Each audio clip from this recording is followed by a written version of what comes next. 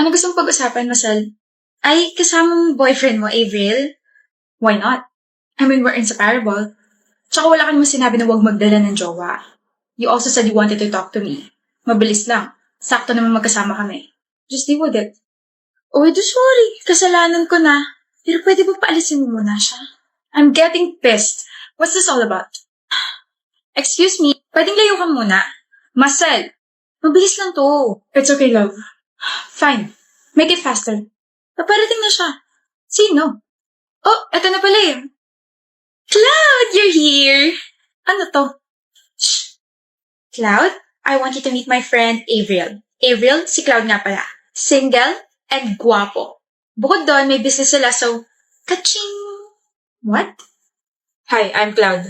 I'm sorry, I'm not interested. Masal, ano to? Are you trying to be a stupid cupid? Maka-stupid naman to, para rin naman sa'yo itong ginagawa ko. Come on, Avril, matagal ko na kayo siniship. Huwag mo ka ipahiya kay Cloud. Galing pa siya sa malayong lugar. Wala akong pake. Sa tingin mo, oras lang yung sinasayang mo? I'm with my boyfriend. My partner. I'm with Arco. Wait, ano? Hindi, Cloud. Sandali lang. Hindi mo alam?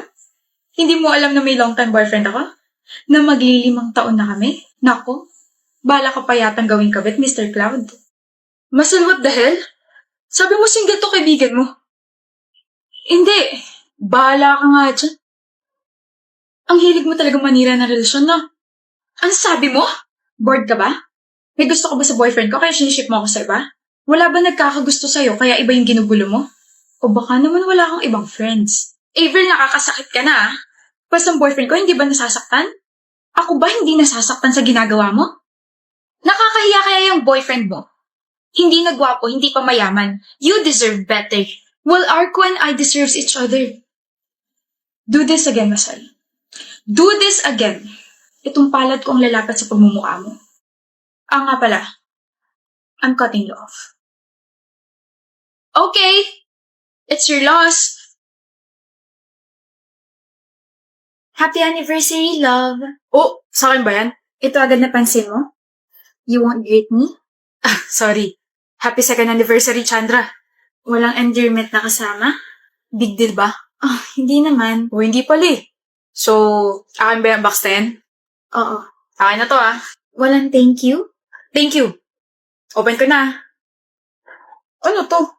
Bakit puro pagkain tsaka letters? May bulaklak pa na, hindi ko naman alam kung saan ko ilalagay. Those are your favorite snacks. And about sa mga letters, nagsulat ako kada araw simula ng first anniversary natin. Tapos yung flowers dyan, nanood ako ng video pa na gumawa yan. Ito lang? What do you mean ito lang? Ito lang? Walang kasama ng sapatos, Chandra? Yung tig 11,000 na sapatos na sinabi ko sa'yo. Wala ring mamahaling bag o di kaya yung mga branded na shirts, ganun. O baka naman tinatago mo lang. Bigay mo na. Wala akong extra pera pambili sa mga ganun bagay. Hayaan mo, pag-iipunan ko sa susunod. Pero may pambili ng laptop. 3 taon kong pinag-ipunan yung laptop na yun. At saka kailangan kayo sa trabaho. Sus, reasons. Kapag gusto, maraming paraan. Kapag ayaw, maraming dahilan. Tigilan mo nga ako, Chandra. Minsan na nga lang ako humiling. Ayaw mo pa ibigay. Buti pa yung ex ko si Ashley, binigyan akong sapatos. Sinampal mo ko? Oo. Gusto mo isa pa? Kapal lang mukha mo ah. Di balikan mo yung Ashley na yun. Punong-puno na ako sa'yong hayop ka. Gusto pa kapalan din mo pala ng mukha. Walang makakatalo sa'yo. Sapatos? Branded shirts? Kung ipakain ko kaya sa'yo itong tsinelas ko ngayon, ha? Kung gusto mo naman pala ng mga ganyang bagay, edi sana si Santa Cruz na lang ginawa mo at baka mabigay niya lahat ng mga kailangan mong gamit. Okay, I'm sorry, Chandra. Nasabi ko lang naman yun kasi nainis ako sa'yo. Minsan na ako humiling tapos ganito lang mga bagay na binigay mo. Lang? Mga ganito lang? Ka na magsalita. Huwag ka na rin mag-sorry. Naririndi lang ako sa'yo. Chandra! Ayaw na kitang makita pa. Sama-sama na loob ko sa'yo. Sakit mo pa magsalita. Sakit mo sa puso. Hindi ka naman ganyan dati ah. Bakit pahirap ka na ng pahirap mahali?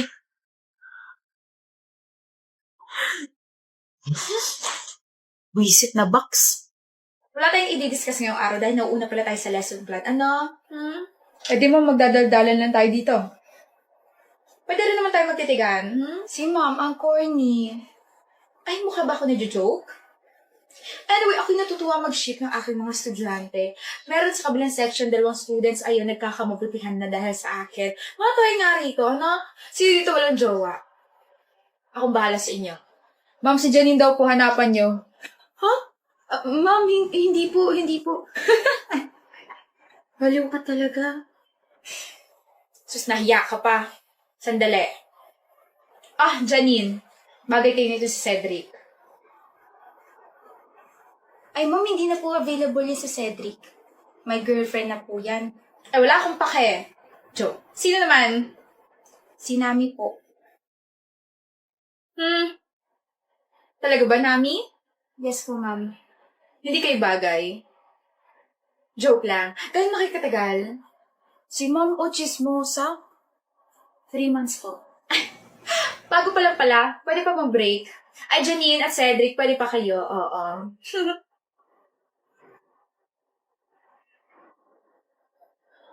Joke lang ha. Sana hindi ka na-offend. Bibiro lamang tayo rito. Kahit naman po sabihin kong na-offend ako, hindi pa rin naman kayo titigil sa pagbibiro eh.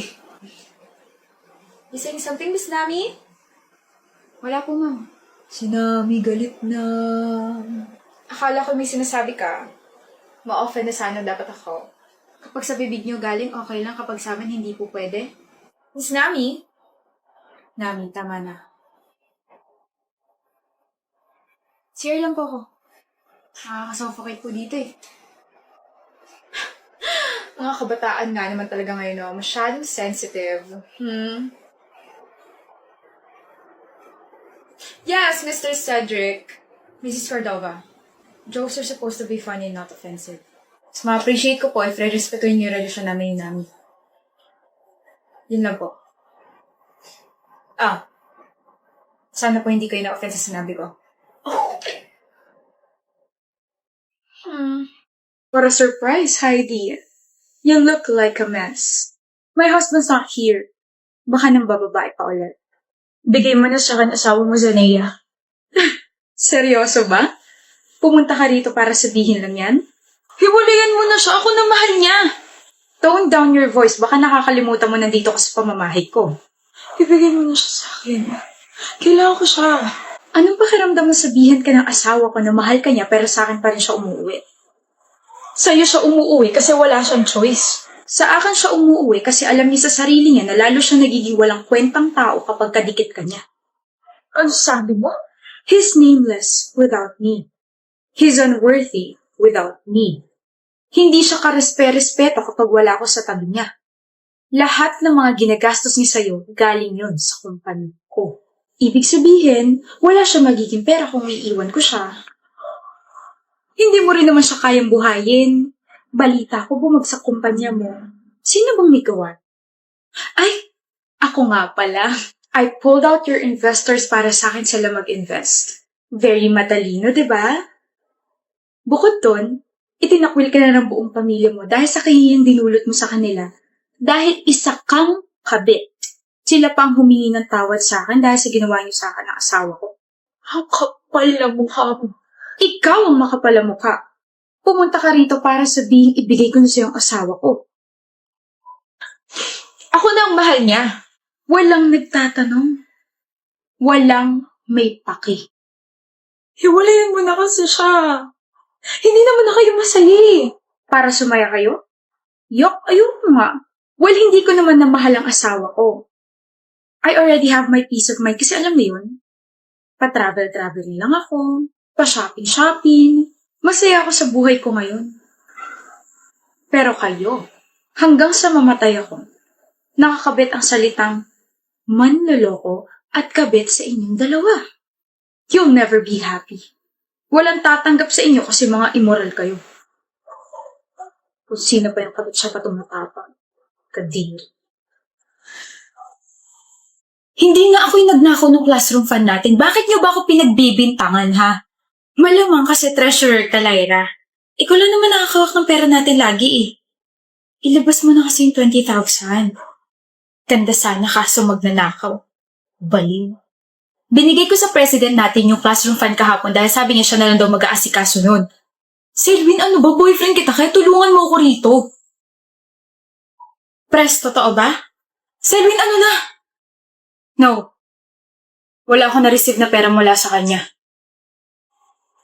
Binulsa niya yung pera para may pang-down siya sa bago niya cellphone. She even blackmailed me. Nahihiwalay niya ako pag sinabi ko sa inyo. Pero bilang presidente ninyo, hindi talaga kaya ng konsensya ko itago to sa inyo. Oh, I can't believe this guy. Oh, hindi ako. Hindi yan yung totoo. Sorry, Lyra. Hindi porket girlfriend kita ikukonsintin ko na yung ginawa mo. Sabi ko na sasabihin mo yan eh. I came prepared, baby. I recorded our conversation yesterday just in case na hanapin nila sa akin yung pera. You recorded our conversation yesterday? Sorry, Selwyn. Hindi naman porket boyfriend kita, ikukonsintin ko na yung ginawa mo. What the hell, Selwyn?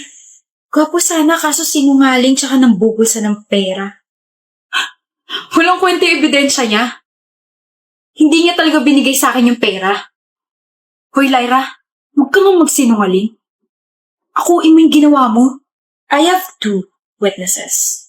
Kasama ko mga best friends ko kahapon nung hinigit mo ako at hiningi sa akin yung pera. Nakita nila na inabot ko sa'yo. Oh, you want me to call them? Or maybe we could just ask our advisor kung talaga ba nagsabi ka sa kanya kahapon. Shut up. Now that I cleared my name, you all owe me an apology. Oh, never mind. Kahit mag-sorry pa kayo, hindi ko makakalimutan yung mga sinabi niyo dahil nagtatanim ako ng sama ng loob, mga buwisit kayo. And that's all, ma'am. Thank you for listening and watching our roleplay. Next presentation, please.